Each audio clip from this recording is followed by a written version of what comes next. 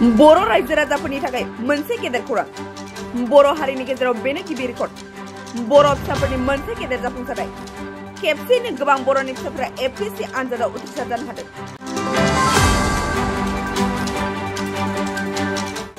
गासै 39 बर'नि फिसाफोरा एपीएससी आनजादाव उथ्रिनो हाबाय।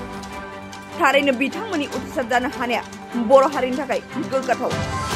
बेखौबो मख'नो गोनांथार दि प्रमद बर' दैदेननाय बिटिआर सरकारा बड'फा सुपार 50 मिसननि गेजेरजोंबो गासै 50 फरायसाफोरखौ बेसेन नाङालासे सोलोंथाइ होदोंमोन आरो बे 50 फरायसाफोरनि गेजेरावनो गासै 7 फरायसाफोरा एपीएससी आनजादखौ उथ्रिसार जानो हादों। थारैनो बियो बर' हारिनि थाखाय मोनसे गेदेर जाफुंसारनाय बुंनांगोन। मिथिनो मोननाय बादिब्ला गासै 39 बर' फिसाफोरा एपीएससी आनजादखौ उथ्रिसार जानो हादों। खेबसेयैनो 39 एपीएससी आनजादाव उथ्रिसार जानो हानाया बर'फोरनि गेजेराव दासिमबो गिदिर।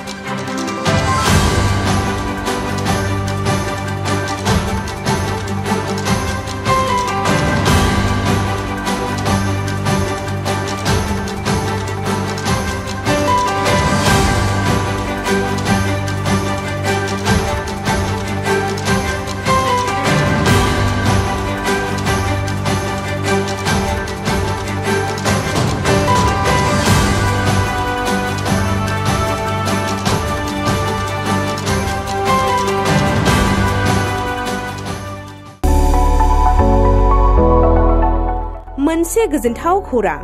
क'क्राझार सहरनि जेडे र'डजों नांजाबनाय गोजोनपुरी रयेल एनफिल्ड श'रुमनि गोजौआव थानाय आइ-आफा बिएम इनस्टिट्युट अफ पेरामेडिक्स बेखेवदों। बे आइ-आफा बिएम इनस्टिट्युट अफ पेरामेडिक्सआ नोंथांमोननो लानानै फैदों देहा जोथोन लाखिनायनि माखासे आयदाफोरनि 2024-2025 मायथाइनि मुं थिसननाया फैगौ 15 जानुवारिनिफ्राय जोबथा मार्च दानसिम सोलिगासिनो दङ।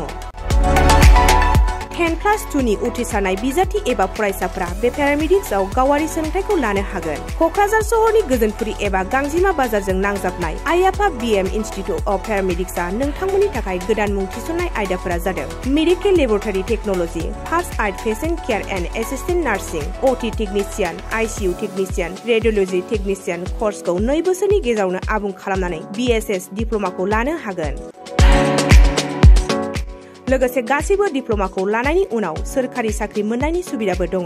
जुदि नोंथांमोनहा बेफोर कर्सनि थाखाय गोदानै मुं थिसननो गोसो दङब्ला आइ-आफा बिएम इनस्टिट्युट अफ पेरामेडिक्सनि नैबे जानबुं नम्बर 9395899391 एबा 8638391746 आव थोंजों सुलाद लाहरनो हागोन।